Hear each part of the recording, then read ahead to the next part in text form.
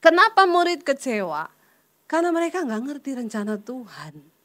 Orang itu kalau nggak ngerti rencana Tuhan banyak kecewanya. Amin. Amin apa amin? Kita sering kecewa nggak ikut Tuhan. Kita banyak kali kecewa nggak ikut Tuhan, saudara. Di dalam bisnis ya ikut Tuhan. Duh, saya pikir ya bisnis saya akan begini. Ternyata ya ada sepasang suami istri pengusaha datang sama saya, Bu Debi doain ya perusahaan kita. Kita nih usaha puluhan tahun nggak pernah rugi loh. Baru tahun ini kita rugi. Terus udah kayak orang mau mati, sekarat, saudara minta didoakan. Saya bilang berarti puluhan tahun Bapak Ibu untung terus. Nah, kenapa nggak cari saya? Waktu untung gak cari saya, saudara. Rugi cari saya. Ya, cari pendeta. Waktu rugi cari pendeta. Loh Pak, Bu, ya Alkitab bilang ada saatnya untung, ada saatnya jangan mau untung terus. Itu gak adil, amin. Bilang kanan kirimu, jangan mau untung terus. Sekali-sekali rugi. Kenapa? Karena rugi mengajari kita arti bersyukur.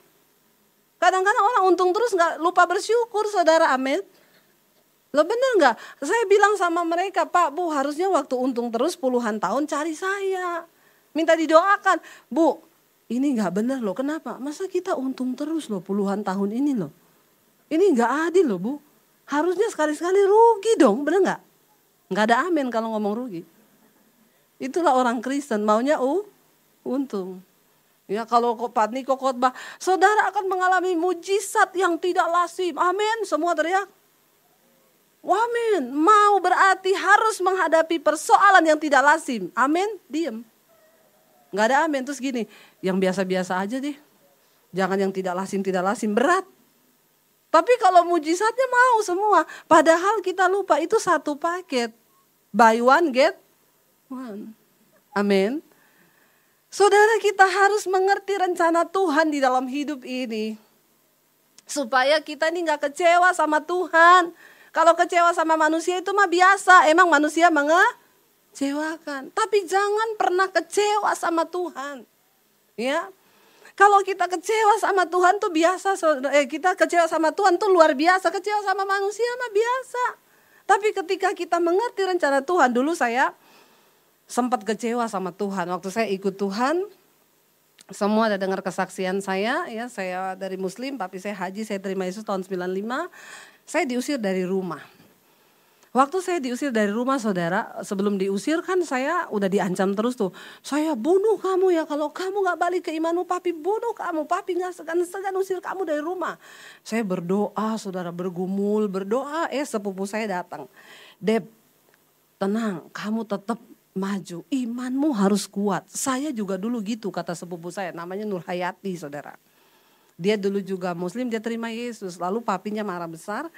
Kamu kalau gak balik, kata papinya, papi gak bayarin kuliah. Kamu bayar sendiri uang kuliahmu, cari uang sendiri.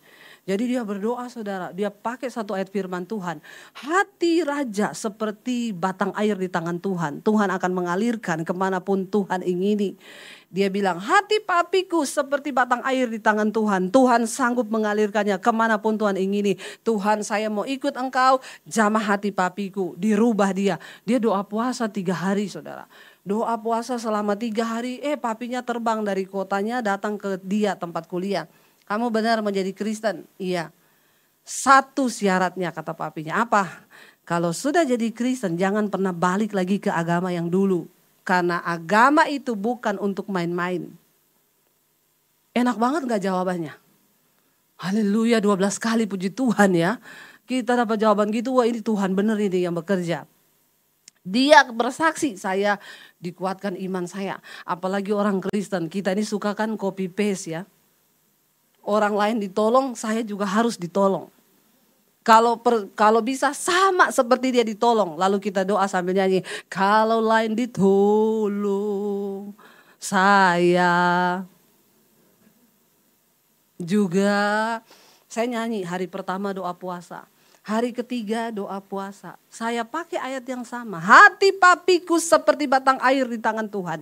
Engkau sanggup mengalirkannya kemanapun engkau ingini. Kalau iya hati engkau tolong, maka aku juga. 1 bulan tidak dijawab. persoalannya sama, lebih berat saya, lebih galak papi saya. Doa terus saudara, pakai pistol menghadap ke langit. Kalau Yati ditolong, maka saya juga kita todong Tuhan pakai pistol. Awas kalau kamu tidak jawab seperti dia. Kita lupa Alkitab berkata, Tuhan itu setia dan adil. Dia tidak akan pernah membiarkan kita dicobai melampaui batas kekuatan kita. Saya mau tanya, kekuatan setiap orang sama enggak? Amin. Kalau baca Alkitab itu tolong direnungkan, jangan cuma dibaca. Sebab Allah itu setia dan adil. Dia tidak akan pernah membiarkan kita dicobai melampaui batas kekuatan. Dipreteli satu-satu kalimatnya. Pertama, Allah setia dan adil. Kedua, dia tidak akan membiarkan kita dicobai. Oh, dia gak akan pernah biarkan saya. Yang ketiga, melampaui batas kekuatan. Nah, kekuatan ini kan mesti gak sama tiap orang. Harus sampai di situ, saudara. Makanya saya itu, kita nih baca satu ayat aja ngertinya 1 bulan belum tentu ngerti-ngerti loh. Makanya saya suka angkat jempol kalau ada orang sehari itu baca 10 pasal Alkitab. Jempol 4-4 saya angkat. Kita baca satu ayat aja, mengerti dan melakukan satu ayat itu susahnya. Auzubillahi minasyaitonirrahmanirrahim. Sampai berbulan-bulan belum tentu kita bisa lakukan satu ayat. Ada orang hebat, saya bu tiap hari 10 pasal saya telan itu Alkitab. Ini kalau gak jadi malaikat, apalagi gak masuk surga, kebangetan. Benar gak saudara? Jadi saudara kita tahu kan, oh batas kekuatan seseorang itu kan berbeda. Buat Yati 3 hari dia doa puasa, udah di situ batasannya. Kalau lebih, dia bakal balik lagi mungkin. Langsung dijawab Tuhan. Saya saudara, 3 bulan. Doa puasa terus, ayatnya sama, kalau Yati ditolong. Sampai udah nangis saudara. Saya juga tolong Tuhan, tolong dong Tuhan. Udah gak kuat nih. 3 bulan dijawab, papi saya datang. Kamu benar mau jadi Kristen? Iya. Angkat pakaianmu dari rumah. Jangan anggap kamu punya keluarga. Keluar kamu, jangan bawa ijazah satupun. Saya mau lihat Yesus mau kasih makan kamu apa. Nangis gak saya saudara? Nangis. Tuhan, persoalannya sama loh. Doanya sama, ayatnya sama yang saya pakai. Doa puasanya lebih lama saya loh Tuhan. Kenapa jawabannya beda? Halo saudara. Belum tentu orang menghadapi sebuah persoalan terus jawabannya sama. Dalam hal ini kita harus mengerti kehendak Tuhan. Dulu saya gak ngerti, saya keluar dari rumah baca Alkitab kan, habis dibilang gitu saya masuk di kamar. Nangis saya, Tuhan kenapa terlalu berat syarat untuk mengikut Engkau. Saya ini dibesarkan keluarga saya puluhan tahun. Terus gara-gara saya terima Yesus sekarang saya harus dipisahkan dengan keluarga saya. Ini bukan hal yang mudah buat saya. Lalu saya mau hidup di mana, mau makan apa tanpa ijazah. Saya harus memulai semua bukan nol lagi, saudara. Lalu saya memulai dengan apa Tuhan? Cuma air mata dengan iman datang di kaki Tuhan nangis. Saya cuma bilang gini, Tuhan, apapun resiko yang ada di depan saya hari ini, jangan biarkan aku keluar dari kehendak dan rencanamu. Saya cuma mau masuk dalam kehendakmu. Apapun resikonya. Kasih tahu hari ini apa kehendakmu. Engkau bilang pergi, aku pergi. Engkau bilang tinggal, aku tinggal. Buka Alkitab. Kan Tuhan bicara lewat firman. Jangan telepon dukun. Jangan tanya orang lain. Bergumullah secara pribadi dengan Tuhan. Saya tuh bingung sekarang orang Kristen saudara. Apa-apa tanya. Kemarin lebaran ting bu mau tanya sesuatu dong di Facebook. Tanya apa? Keluarga saya kan banyak yang muslim bu. Ini kan lebaran. Saya pakai kerudung ke mereka nggak apa-apa. Nggak mati kan. Orang Kristen di Yahudi sana juga pakai kerudung. Pakai aja. Kayak gitu rempong banget tanya loh sama pendeta. Coba saudara. Ada lagi bu saya mau nonton film kuntilanak. Boleh nggak ya bu? Bingung gak kita ini pendeta ditanyain yang begini-begini? Ya itu loh secara, saya kadang ada lagi saudara, orang saya lagi teler, lagi demam kemarin itu sakit. Ting Bu mau tanya dong, penting banget apa ya? Saya kok kalau baca Alkitab gak bisa konsen ya. Kayak begini coba saya mau ngomong apa sama dia. Sampai saya bilang sama suami saya, pusing kepala saya ya. Lihat nih orang Kristen punya pertanyaan, kata suami saya dibaca. Itu pertanyaan yang tidak perlu dijawab, saya gak usah dijawab. Tapi kan kasihan kalau dijawab, nanti dia bilang lagi itu pendeta sombong banget. Jadi saya jawab, Bu, ya berdoa dulu. Tutup mata, Ibu tahu cara berdoa kan? Lipat tangan, tutup mata. Ketemu Tuhan, bilang Tuhan saya mau konsen. Gak usah ingat utang dulu. Ya TV matiin, jangan Ibu baca Alkitab sambil nonton film India. Atau nonton drama Korea, bagaimana mau bisa fokus. Yang begini minta saudara konseling. Ada orang Kristen masuk, telepon, Bu, mau tanya Bu, orang Kristen boleh cerai nggak? Saya pusing saudara mau jawab. Ini kalau saya jawab apa juga dia pasti juga punya yang lain. Jadi saya bikin aja pertanyaan di Facebook. Biar saya aman kan. Ada yang tanya, orang Kristen boleh nggak cerai? Wah jawabannya langsung tung tung tung tung tung tung tung tung tung tung tung tung. Mana Bu Debi nih? Menurut Bu Debi boleh nggak cerai? Kita udah jawab nih Bu. Banyak banget. Saya bilang saya tunggu sampai 500 jawaban baru saya jawab. Saya mau lihat orang Kristen punya pendapat nih bagaimana. Dijawab saudara. Sampai tembus 600, 750. Tapi saya juga nggak dapat apa-apa sih dari Facebook. Bukan berarti saya dapat duit saudara. Akhirnya baru saya jawab tuh saudara. Banyak ya pertentangan apa segala macam. Ini loh Rasul Paulus bilang gini. Asas-asas kekristenan aja engkau masih harus diajari. Padahal kalau ditinjau secara umur udah pada tua. Lo bener gak saudara? Kita ini kalau ditinjau secara umur udah harusnya kita ini jadi pengajar. Tapi ya kayak gitu masih tanya, Bu nonton Jai Langkung boleh gak? Rempong gak saudara kita ini harus menjawab yang begitu. Kalau lu penakut gak usah tonton. Nanti lu gak bisa tidur, lu minta didoakan pendeta lagi. Bu saya gak bisa tidur, kenapa? Tadi abis nonton film Jai Langkung. Saya doakan Jai Langkung datanglah kepada dia. Rempong gak begini-begini? Ngapain juga lu tonton sambil tutup-tutup mata, bener gak? Orang Kristen tuh begitu nonton. Gak usah nonton, kalau begitu nonton yang lucu-lucu aja, amin. Hidup ini sudah berat, gak usah ditambahin dengan berat lagi beban ketakutan, amin. Kita gak usah nonton film horor aja, banyak yang horor di hidup ini. Bisa suamimu horor, istrimu horor, tetanggamu juga bisa horor, orang tua juga bisa horor. Anak pun kadang bawa roh horor. Jadi gak usah tonton film-film yang begitu, amin. Karena Alkitab bilang, aku tidak memberikan roh ketakutan. Roh ketakutan itu berasal dari setan. Jadi kalau engkau nonton film Jai Langkung, berarti engkau sedang meresapi roh dari setan. Hati-hati loh saudara ya. Ya gitu aja, lu takut gak? Kalau takut gak usah nonton, kalau berani nonton aja sana. Berarti imanmu kuat. Gak usah aneh-aneh saudara ya. Orang itu hidup itu sudah lurus-lurus saja.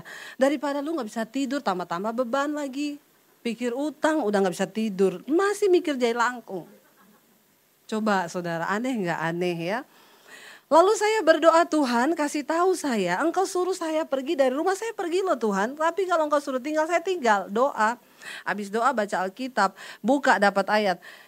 Berbahagialah kamu jika karena namaku engkau meninggalkan ayahmu, ibumu, rumahmu, ladangmu, pekerjaanmu. Atau apa saja karena engkau akan memperolehnya lipat kali ganda. Gak hitung 3, yes, engkau bicara padaku Tuhan lewat ayat ini. Saya pergi ke Masih Barang, mami saya nangis, mau kemana kamu? Kamu bener-bener mau pergi, tega kamu. Ngalah aja dulu, tunggu papi sama mami mati baru jadi Kristen. Kelamaan mam. Loh benar saudara. Bukan itu, ini waktu Tuhan buat saya. Terus kamu mau makan apa, mau hidup di mana? Yesus bertanggung jawab atas hidupku mam. Saya juga secara manusia gak mau ini terjadi. Saya berangkat tinggalkan rumah. Masih gak ngerti kenapa ini terjadi. Saya tinggal di sepupu saya, dari Poso saya ke Kota Palu. Tinggal di rumah sepupu saya Nur Hayati itu. Di tempat kosnya dia. Saya bilang ini gara-gara saya ngikuti doamu loh. Makanya saya diusir dari rumah ini. Kamu yang ngajarin saya berdoa begini. Lalu saya tinggal di kos-kosannya dia 1 tahun. Tiap hari yang saya lakukan cuma nangis. Kenapa? Untuk bisa dapat makan, tinggal di kos-kosan. Ya cuci baju anak kos, nyapu, ngepel, masak. Ya upahnya apa? Dapat makan gratis di situ. Jadi kayak pembantu saya, tiap hari nangis, Tuhan ngikut engkau sengsara banget sih. Iblis bilang, memang goblok kau, pulang ke rumahmu sana. Di sana pembantu yang cuciin baju, mau ngapain di sini kamu jadi pembantu cuma ikut Yesus, goblok banget. Tapi baca Alkitab, engkau telah dibeli, harganya lunas dibayar. Karena itu hidupmu bukan milikmu lagi, tapi milikku, kata Yesus. Saya baru menyadari, ternyata saya sudah kehilangan hak atas hidup saya. Ketika engkau terima Yesus, engkau kehilangan hak atas hidupmu. Makanya ada lagu yang bilang suka-sukamu. Saudara tahu kita ini kan dulu semua budak, ya budak. Lalu ditebuskan, harganya lunas dibayar. Budak zaman dulu itu begitu dibeli sama tuannya, dia kehilangan hak hidupnya, saudara. Tidak dijamin sama pemerintah. Tergantung tuannya mau bunuh dia, mau diapain, mau disate, itu sudah hak tuannya zaman dulu, zaman perbudakan. Makanya kita ini diibaratkan budak. Bahkan zaman dulu budak itu kalau tuannya bepergian di waktu dingin, dia bawa beberapa budak. Untuk apa? Ketika dia kedinginan, budak itu dibaringkan di tanah, ada satu algojo, belah perutnya. Untuk apa? Tuannya cemplungin 2 kakinya dalam perut budak itu supaya gak kedinginan. Seperti itu nasib budak, dia kehilangan hak hidupnya. Kita ini dulu budak dosa. Sudah mati, harusnya binasa. Ditebus, dibeli, lunas, kata firman Tuhan. Karena engkau telah dibeli dan harganya lunas dibayar. Kita berpindah kepemilikan dari tangan setan menjadi anak Tuhan. Dan ketika engkau ikut Tuhan, apapun yang Tuhan mau buat, kita gak punya hak lagi atas hidup kita. Saya nangis dan bilang, Tuhan, aku gak punya hak atas hidup. Apapun yang mau terjadi, buat saja atas hidupku. Saya udah gak peduli. Harusnya saya sudah mati, binasa di tangan setan. Orang tadinya saya mau bunuh diri. Saya ikuti apa yang Tuhan mau. 1 tahun diproses seperti itu, nangis. Akhirnya saya masuk sekolah Alkitab. Ikuti Tuhan aja. Saudara tahu, ketika saya melihat hidup saya sekarang, dulu saya bertanya, kenapa saya diusir Tuhan? Kejam engkau, saya berpisah dengan keluarga. Saya gini, sekarang doa saya apa? Tuhan, terima kasih karena waktu itu aku diusir. Loh kalau saya gak diusir, saya gak ketemu saudara. Amin. Jadi Tuhan itu selalu punya maksud. Dari setiap persoalan yang kita alami, kita harus tangkap apa itu kehendak Tuhan. Supaya kita tidak kecewa dengan hidup ini. Bahkan ada banyak orang kecewa sama Tuhan. Dari kepala 2, dulu kepala 2, 25, 26 saya berdoa buat jodoh. Tembus kepala 3, tidak ketemu juga. Saya mulai putus asa, Bu. Saya diskon 50%. Sel gede-gedean loh. 70 plus 20. Nggak laku juga. Lu bener, saya pelayanan di Solo, saudara, ketemu satu orang WL. Dan saya tuh heran, waktu itu saya altar call selesai khotbah. Bukan untuk jemaat, tapi untuk tim PPW. Saya bilang saya nggak tahu ini, tapi Tuhan gerakkan saya untuk doakan semua tim PPW. Lalu WL ini cewek maju. Waktu didoakan, menggelepar-gelepar, dia jatuh manifest, selesai doa dia datang sama saya. Nangis, dia bilang, Bu, ibu itu datang ke sini cuma untuk saya. Loh enggak loh, untuk semua lah. Enggak, untuk saya, Bu. Kenapa? Ibu tahu enggak, saya sudah berdoa buat jodoh, Bu. Enggak ketemu-ketemu. Akhirnya orang tua saya carikan saya calon. WL di gereja. Dan bulan lalu saya sudah terima lamaran dari Zulkifli. Dan ibu tahu bulan depan kami akan menikah. Semuanya sudah diatur. Tapi waktu ibu doain saat tadi saya dapat kekuatan dari Tuhan. Saya harus tinggalkan, Bu. Tinggalkan, saya bilang. Tapi resikonya nanti orang tua saya marah. Bilang, yakinkan mereka Tuhan akan kirim saya yang terbaik. Lebih dari Zulkifli. Kamu jangan jual Yesus loh. Kamu nikah sama dia, memang Bu, saya harus menyangkal Yesus gini-gini. Jangan pernah tinggalkan Tuhan, kamu gak akan pernah bahagia. Dia putusin. Masuk di inbox saya, Bu, wah kekacauan besar terjadi dalam keluarga. Papa mama saya marah besar karena saya membatalkan gini. Kamu bertahan. Orang yang setia taat pada Tuhan tidak akan pernah dipermalukan. Lama saya gak dapat kabar. 2 bulan kemudian dia masuk di Facebook. Bu, saya udah menikah. Sama siapa? Petrus. Haleluya saudara. Lo bener gak? Jadi gini saudara, waktu engkau berdoa minta jodoh. Yang pertama Tuhan tahu. Yang kedua siapa yang tahu? Siapa? Selain Tuhan yang tahu doa kita siapa?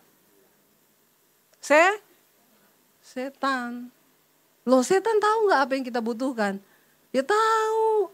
Apalagi engkau ketemu teman, doain ya lagi butuh jodoh nih. Setan dengar gak? Dengar. Setan rapat mendadak. Shh. Loh kan setan itu kerjaannya apa saudara? Kerjaan setan apa?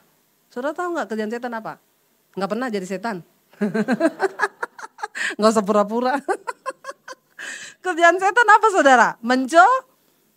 Mencobai.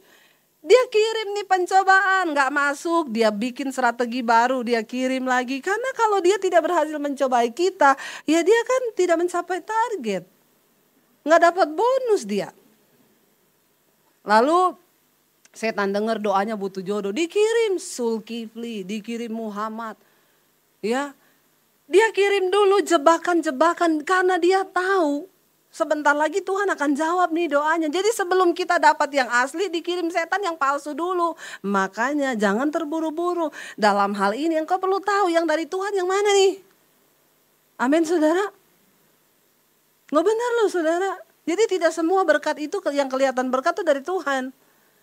Pas dia berdoa, pas orang tuanya ketemu sama teman lamanya. Kita jodohin aja anak kita. Mamanya Zulkifli datang ke rumah. Mamanya bilang, loh lu lagi berdoa minta jodoh kan? Nah, Tuhan ketemukan mama sama mamanya Zulkifli. Ya udah lu nikah aja sama Zulkifli. Loh tapi mas saya kan WL di gereja. Gak usah peduli gitu, di Jawa itu kan semua agama itu ya sama-sama lah ya. Gak apa-apa lah sama aja. Yaudah ya kamu sama Zulkifli aja. Ternyata Tuhan tuh udah punya dikirim Petrus. Ya tapi Petrus ini kan masih dalam tahap pengiriman. JNE-nya masih terhalang ini ya karena cuaca buruk. Udah nyampe duluan Zulkifli. Makanya dia bilang gini, Bu Debbie untung waktu itu ibu datang loh. Ya saya bilang enggak, itu karena Tuhan mendengar doamu. Amin saudara. Lo ingat enggak ketika Daniel berdoa meminta hikmat? Kan itu dikirim ya setan terus, setan. Tetapi Alkitab berkata karena Daniel tidak pernah berhenti berdoa. Ya, Tuhan kirim malaikat Mikael untuk halangi itu setan orang-orang Persia di atas udara yang menghalangi jawaban doa ini. Jangan pernah berhenti bertanya sama Tuhan saudara. Amin. Saya dulu waktu mau beli rumah di Jakarta, datang di Jakarta mau beli rumah, nanya-nanya akhirnya dapat saudara. Ya waktu itu soalnya gubernurnya masih yang lama jadi DP-nya masih 30%. Gubernur baru kan harusnya 0% ya.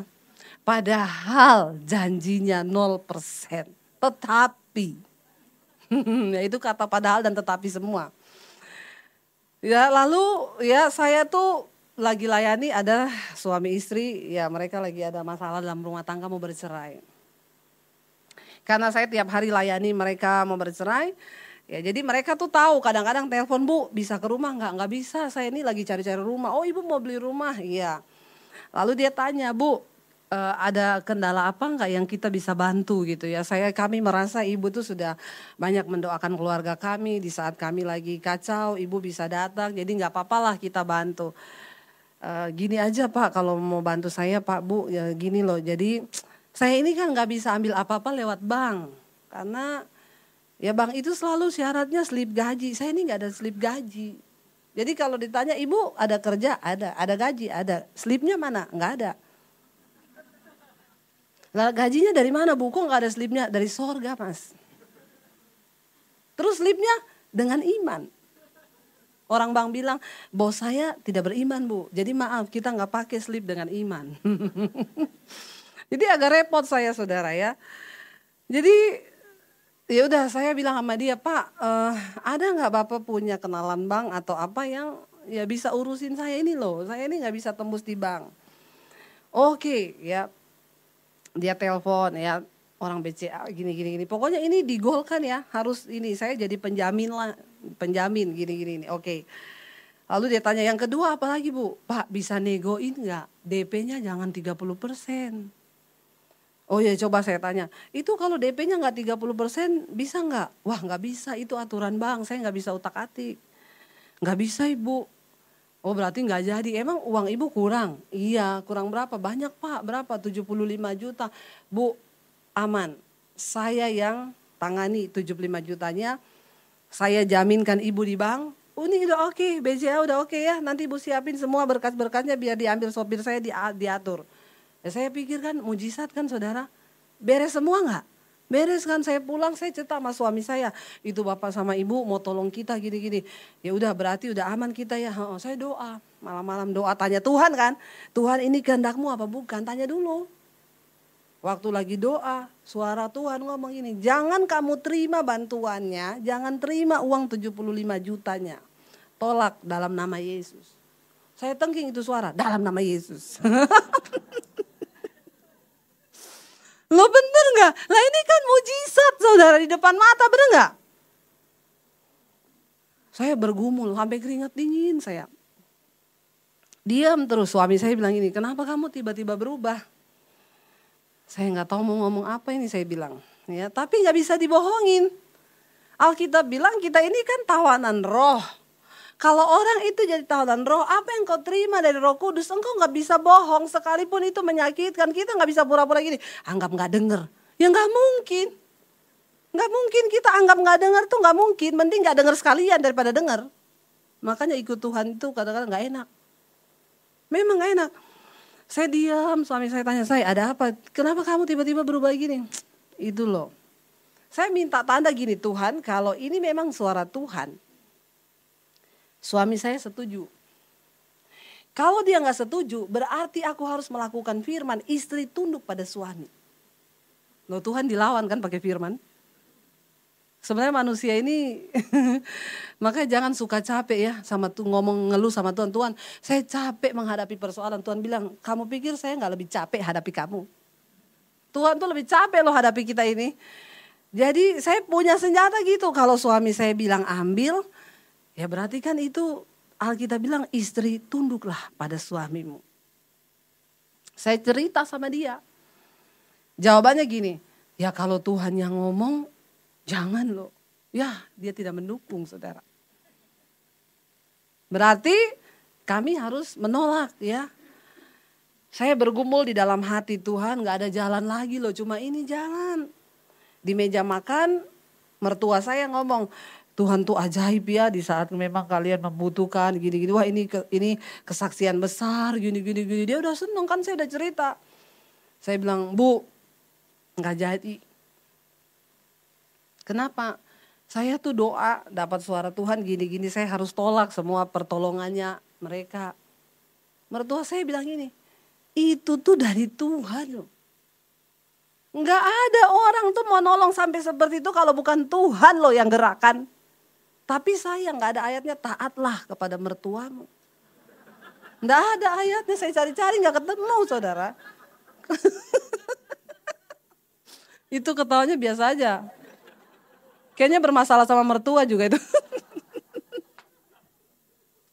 Jadi saya ini gini, ya gak ada ayatnya lagi. Ya udah, jadi saya sampai takut ketemu bapak itu. Dia telepon SMS terus, Bu, kapan syaratnya siap? Ini orang BCA udah telepon terus. Bentar Pak, saya lagi berdoa. Berdoa apa lagi Bu? Ini tuh jawaban doa Ibu udah dijawab Tuhan. Saya lagi tanya Tuhan terus Pak. Enggak, udah gini aja. Saya sampai gak berani ketemu, sampai dia bilang gini aja. Kalau Ibu gak mau berutang, ya udah anggap ini saya gak bantu gratis. Ibu cicil aja, tiap bulan Ibu mampunya berapa. Mampunya 100.000 tiap bulan ya enggak apa-apa 100.000. Ini kan maksa banget saudara ya. Enggak Pak, saya berdoa dulu. Sampai dia tuh telepon satu orang gembala saudara. Gembalanya telepon saya gini, Bu saya diceritain sama bapak ini. Katanya dia baru ketemu ini satu-satunya pendeta yang gak seneng duit. Saya bilang saya seneng banget Pak sama duit. Tapi ini saya dapat suara Tuhan di hati. Saya gak boleh terima, bagaimana coba? Saya nggak bisa bohong. Jadi saya stres seminggu itu mau ngomong apa sama dia. Tiba-tiba ada jemaat telepon saya, ibu-ibu gini, Bu. Ibu nggak lupa kan, ibu janjian sama saya loh. Ketemu hari ini kita mau konseling. Oh iya. Gini Bu Debbie, ada teman saya. Dia itu kenal, bukan nggak kenal ibu sih. Dia tahu, dia sering dengar ibu khotbah. Nah dia itu saya cerita saya mau ketemu sama ibu. Dia bilang gini, kamu mau ketemu sama Bu Debbie? Ajak saya dong, saya juga pengen kenal sama dia, saya sering dengar khotbahnya dia. Boleh gak Bu? Ya boleh lah, orang mau kenalan masa gak boleh. Kita ketemu saudara, nah waktu ketemu ngobrol, saya dengar dia tuh punya pengalaman iman. Dia sering doa peperangan, dengar suara Tuhan. Malah yang baru ketemu ini, bukan yang ibu yang saya kenal. Akhirnya kita dapat kesempatan berdua kan, ngobrol. Saya bilang gini, Bu, saya lihat ibu ini imannya, karena kita ini kan mau konseling juga susah loh. Pendeta tuh mau konseling sama siapa coba? Nggak boleh salah orang juga. Ya, konseling salah dikit tuh pendeta singgung-singgung duit di depan saya. Tuh ini, kan kita hati-hati benar-benar nggak boleh salah loh. Nah waktu saya dengar dia cerita bagaimana dia menangkan suaminya, dia bergumul, Tuhan kasih tahu suaminya ada di sini, dia pergi ke hotel itu ternyata benar suaminya lagi sama perempuan, karena Roh Kudus yang kasih tahu, wah hebat banget nih orang, sakti juga dia, bisa dengar suara Tuhan. Jadi saya ngomong ini, Bu, saya ada pergumulan nih Bu. Pergumulan apa Bu? Saya ini lagi bergumul cari teman sharing nih, saya ketemu ibu nih untuk peneguhan. Jadi gini Bu, saya ini kan mau beli rumah, saya cerita. Nah ini saya bergumul uang DP saya kurang 75 juta. Bang saya nggak tembus. Ada orang nih Bu lagi saya layani. Dia mau tolong saya. Tapi saya doa kayak ibu tuh loh dengar suara Tuhan. Saya nggak boleh terima bantuannya dia. Bagaimana ya Bu? Menurut ibu gimana? Dia langsung salaman saudara sama saya. Bu salaman dulu. Kenapa? Ibu tahu nggak kenapa saya mau ketemu ibu hari ini? Enggak. Seminggu ini Tuhan taruh ibu di hati saya. Tuhan suruh saya nolong ibu dalam hal finansial, tapi saya nggak tahu ibu persoalannya apa. Dengan ibu cerita hari ini nih yang Tuhan mau. Ibu tolak ya dari dia. Hari ini saya minta nomor rekening ibu, saya transfer ke ibu 75 juta. Jadi bingung nggak saya? Jadi ini loh saudara, kadang pertolongan Tuhan yang asli itu udah mau datang. Tapi yang palsu dikirim setan dulu. Jadi hati-hati, tidak semua yang kita lihat baik di depan mata itu ternyata dari Tuhan, diuji loh. Saya juga nggak tahu sebabnya apa Tuhan suruh saya tolak bantuan itu. Saya bilang loh Bu kita ini baru ketemu Bu. Loh justru saya mau ketemu ibu ini, saya mau tanya ini. Seminggu ini saya diganggu terus, saya nggak sejahtera sampai saya nggak tahan, saya harus ketemu ibu. Ya. Jadi waktu bapaknya telepon, Bu gimana Bu? Pak. Saya sudah ada berkat dari Tuhan 75 juta Pak. Jadi uang Bapak simpan aja dulu. Loh dari mana? Dari Tuhan. Bingung lagi kan dia. Terus gimana banknya? Enggak usah Pak. Akhirnya saudara saya enggak lewat bank. Saya ketemu Pak Haji yang punya rumah itu. Dia orang bank. Kita hitung aja bunga bank Bu. Tapi enggak usah lewat bank. Kita bikin perjanjian sendiri di notaris. Jadi enggak ada selip-selipan. Ya Tuhan itu kalau mau bekerja kan ajaib saudara. Tapi kita harus punya kepekaan loh. Ya, kalau kita nggak mengerti rencana Tuhan, kita nggak tahu kan setan itu pasang perangkap apa di depan kita. Ya, kita harus bertanya, jangan langsung buru-buru dari Tuhan. Haleluya. Berdoa minta jodoh dikirim Zulkifli. Zulkifli dari Tuhan. Jangan saudara. Minta berkat yang asli benar-benar dari Tuhan. Lalu saudara tahu ketika murid-murid itu ngobrol, mereka nggak ngerti tentang Yesus, kita lanjutin dulu saudara ya. Ini kan cuma 1 kali ibadah kan. Jadi agak lewat-lewat dikit nggak apa-apa ya. Kalau ada yang mau pulang juga silakan. Pintu terbuka lebar. Coba lanjut ayat yang berikutnya saudara ya. Padahal kami dahulu mengharapkan ya, nah itu. Terus langsung lanjut aja ayat yang ke-26 kayaknya. Ya, kita lihat saudara. Yesus akhirnya kasih tahu karena mereka tuh gak ngerti-ngerti, udah dengar Yesus bilang, bukankah Mesias harus menderita? Lalu ia berkata kepada mereka, hai kamu yang kurang percaya, hai kamu orang bodoh. Ya, kamu itu udah jadi Kristen berapa lama? Gak ngerti rencana Tuhan, udah jadi muridku, dengar pengajaranku bahwa memang Mesias harus mati. Hai bodoh, betapa lambannya hatimu sehingga kamu tidak percaya segala sesuatu. Kenapa hati mereka tertutup gak bisa kenal Yesus? Karena ada kekecewaan. Dalam hidup ini kita bisa banyak kecewa saudara. Suami bisa kecewa sama istri, istri bisa kecewa sama suami. Tapi kalau kita mengerti kehendak Tuhan, ya kita ini nggak akan mudah jatuh bangun di situ, nggak akan mudah. Kita tahu oh rencana Tuhan tuh begini. Amin. Makanya saya selalu bilang jangan pernah menikah untuk berbahagia. Anda salah kalau Anda menikah untuk berbahagia. Nanti itu ada sesi khususnya, saya nggak akan bahas sekarang. Lalu ia berkata kepada mereka, hai kamu orang bodoh, ayat 26 bilang apa? Bukankah Mesias harus menderita semuanya itu untuk bisa masuk dalam kemuliaannya? Ayat 27. Lalu ia menjelaskan kepada mereka apa yang tertulis dalam seluruh kitab suci. Mulai lagi dari awal kitab Musa dan segala kitab nabi-nabi. Yesus ngajar dari awal lagi kejadian. Kasih tahu lagi sama mereka padahal ini sudah lewat dulu waktu Yesus ada dia udah ngomong. Tapi karena gak ngerti-ngerti Yesus harus ulang-ulang lagi. Lihat nih orang Kristen ini sekarang banyak begini saudara. Engkau lamban dalam hal mendengar dan menangkap sesuatu. Karena ya gitu lagi di gereja mikir abis ini makan apa ya. Firman lewat gak ngerti. Oke baca ayat yang ke-28 bilang apa? Mereka mendekati kampung yang akan mereka tuju dan ia berbuat seolah-olah hendak meluruskan. Belum ngerti juga kalau itu Yesus loh. Udah mau nyampe di Emmaus, nggak ngerti. Yesus pura-pura mau lurus, mereka belok. Ya mereka udah mau exit nih. Lalu mereka bilang apa saudara? Ayat 29 bilang, tetapi mereka sangat mendesaknya. Katanya, please tinggallah sama-sama dengan kami karena bentar lagi hari malam loh. Matahari mau terbenam, nanti lapar kamu daripada lapar. Ayo tinggal di rumah kami dulu. Lalu masuklah ia untuk tinggal bersama-sama dengan mereka. Ayat yang ke-30 bilang apa? Waktu ia duduk makan dengan mereka, ia mengambil roti, mengucapkan berkat dan lalu memecah-mecahkannya dan memberikannya kepada mereka. Lalu ayat 31, ketika itu baca sama-sama, terbukalah mata mereka dan tetapi ia, waktu Yesus perjamuan, mata mereka terbuka. Baru mereka, ya ampun, ini Yesus, begitu sadar itu Yesus. Dia rugi enggak? 7 mil perjalanan dari Yerusalem ke Emmaus. Enggak ngerti kalau itu Tuhan. Mereka kehilangan Kairos selama 7 mil perjalanan itu. Mereka kehilangan waktu Tuhan, mereka kehilangan kehendaknya, mereka kehilangan semua berkat-berkatnya karena mereka tidak mengenal siapa Yesus.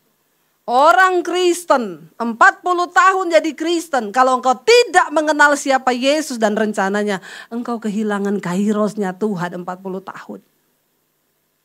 Rugi saudara.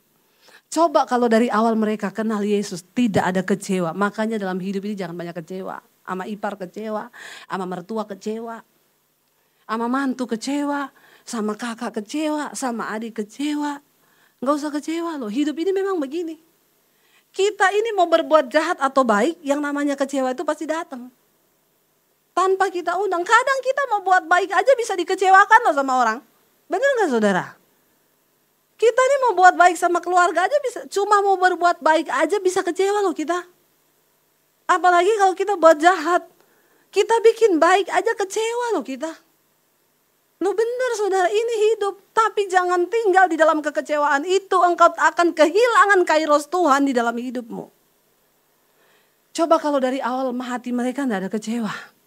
Mereka mengerti selama jam perjalanan itu mereka gini, Tuhan kami percaya Engkau engkau menggenapi rencanamu, engkau tidak mati. Memang engkau disalib, tapi kami yakin Yesus datang. Pasti mereka ini, ya ampun Tuhan, kok engkau itu? Benar gak saudara? Lalu mereka bisa mulai ngobrol. Tuhan terus nanti ke depan ini kita gimana Tuhan? Kan Tuhan bisa kasih tahu sama mereka. Ke depan ya kamu akan begini-begini. Nanti aku akan menyatakan kuasaku, Roh Kudus akan dicurahkan. Kan enak saudara. Kenapa kita gak pernah ngerti-ngerti kehendak Tuhan? Ribut terus. Bu, saya sama mertua gak pernah akur. Kenapa? Mertua saya tuh aneh. Saya tuh kadang bingung saudara ya. Ada orang Kristen ya, musuhmu itu setan bukan mertua, amin. Lo bener gak saudara? Jadi saya cuma bilang gini aja, kalau saya memahami gini, itu kan yang kita nikahi anaknya. Dia yang sekolahin itu anaknya. Ya, para istri-istri. Saya mau ngomong nih, yang sekolahin suami kita itu dulu mamahnya dan papahnya. Kita dapat dia udah sarjana. Sudah kerja, sudah terima gaji, enak banget gak kita? Halo? Jangan marah sama saya ya. Saya cuma mau kita ini jadi Kristen yang benar ya. Kita dapat dia udah gajian. Kasihan siapa sebenarnya? Nanti kan kita juga bakalan punya anak kan. Kan akan begitu juga kan. Kita sekolahin dia tinggi sampai di luar negeri. Kita biayain waktu dia punya gaji. Dia dibawa sama istrinya sama suaminya. Lalu kalau mamanya minta apa? Coba kalau kita mantu yang bisa ngerti. Gak akan ada pertempuran sebenarnya. Bener gak? Saya yakin kalau mantu-mantu itu berbuat baik sama mertuanya. Engkau jadi mantu yang disayang sama mertuamu. Yesus bilang ikatlah persahabatan di dunia ini dengan mamon. Coba engkau rajin kasih duit mertuamu, amin. Ada lagi yang tertawa lebar ini. Gak ada yang amin. Ya itu kan sebagai tanda kita balas budi kan. Dia udah gedein suami kita kan dari kecil. Amin ibu-ibu.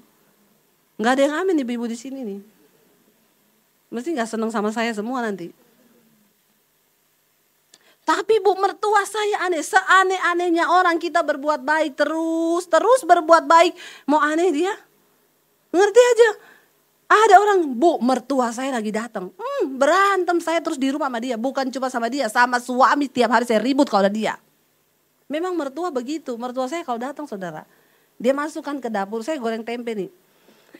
Jangan dipotong terlalu tebal. Kenapa? Suami saya namanya Daniel. Itu Daniel gak suka tempe yang tebal. Dia kan merasa dari kecil kan dia yang pelihara.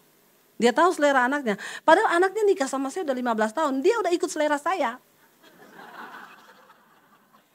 Dia gak seneng tempe yang begitu. Dia seneng yang buatan saya.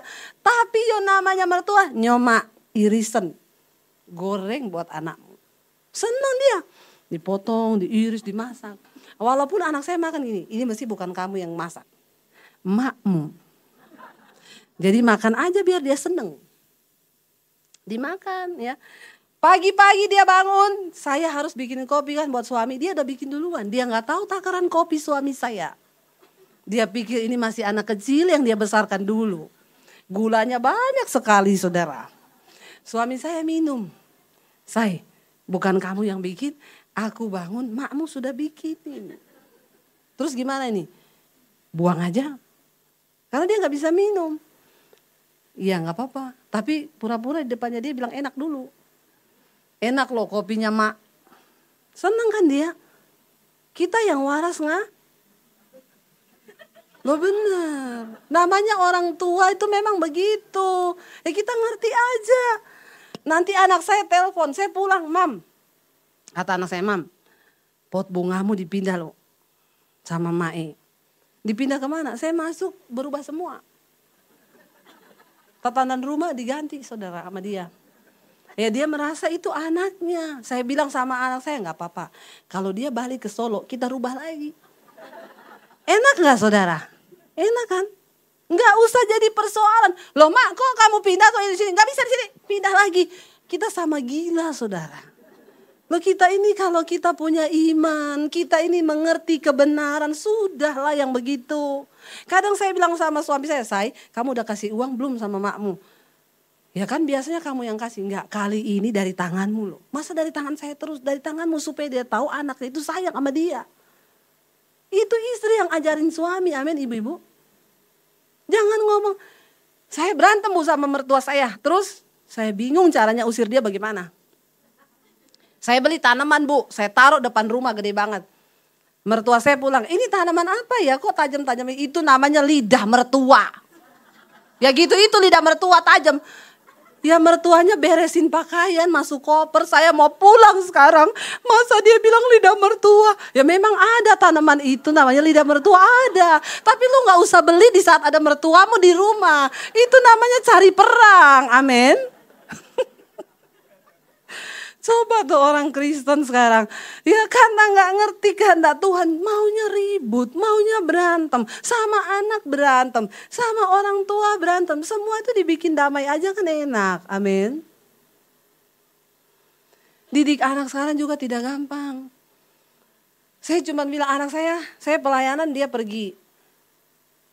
Mami saya telepon, Dep si Angie pergi katanya ke mall sama temennya. Ji, kan mami udah bilang kalau mami lagi pelayanan kamu jangan pergi. Mam, please deh, aku tuh udah janjian lama sama teman-temanku. Ini dia ada yang ulang tahun. Saya lagi di Palu sama suami, mau berantem bagaimana lewat telepon, gak bisa. Ji, mami tahu di hatimu ada Roh Kudus. Kamu tanya sama Roh Kudus hari ini, kamu pergi atau pulang?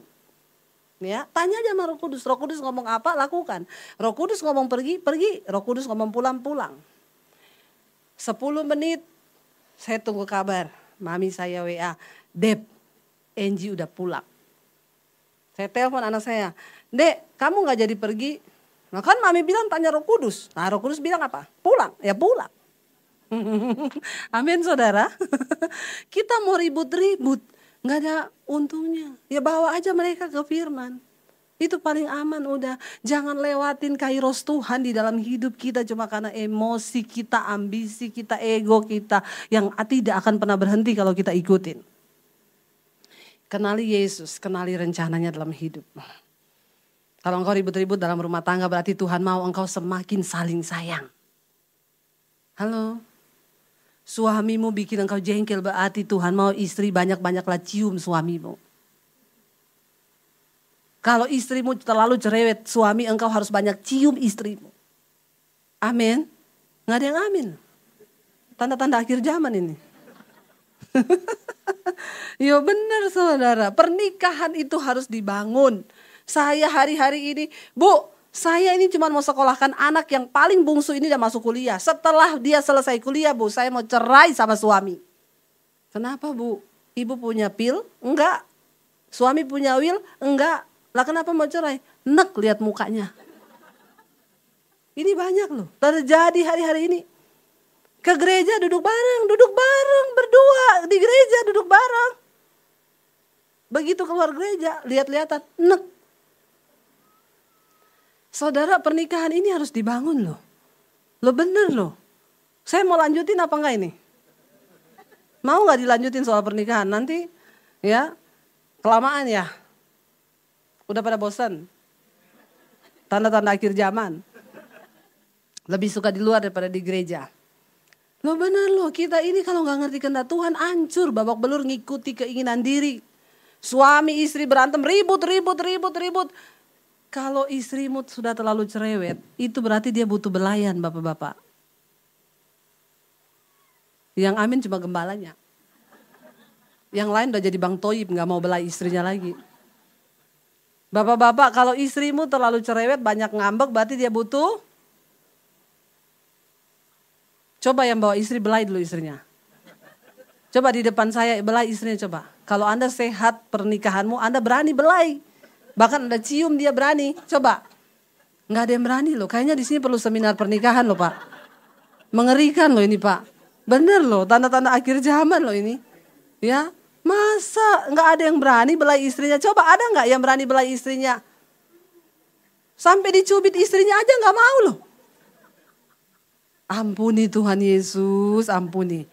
Ya, lo bener mesra itu bukan cuma di kamar, ya, dibangun pernikahan itu. Ibu-ibu kalau suamimu udah banyak ngambek, cemberut, nah itu berarti dia butuh perhatian. Jangan lewatin, bikinin dia sarapan, bikinin dia kopi kalau pagi ya.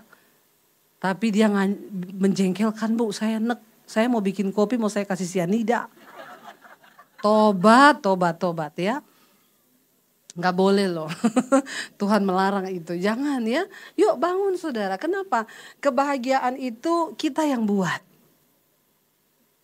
Kebahagiaan itu kita yang buat. Kalau kita mau turut sama firman Tuhan, kita yang buat untuk kita bisa bahagia.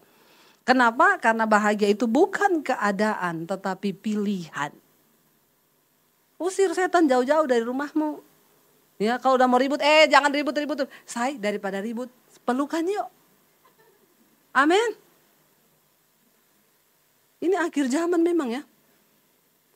Lo bener loh, saudara, mengerikan loh. Sekarang rumah tangga diserang loh sama setan. Kita kehilangan keintiman suami istri. Makanya saya selalu bilang kalau ada orang mau konseling pernikahan sama saya, Bu, saya mau menikah. Saya mau tanya dulu, kamu menikah untuk apa tujuanmu menikah? Untuk bahagia, pulang gak usah nikah.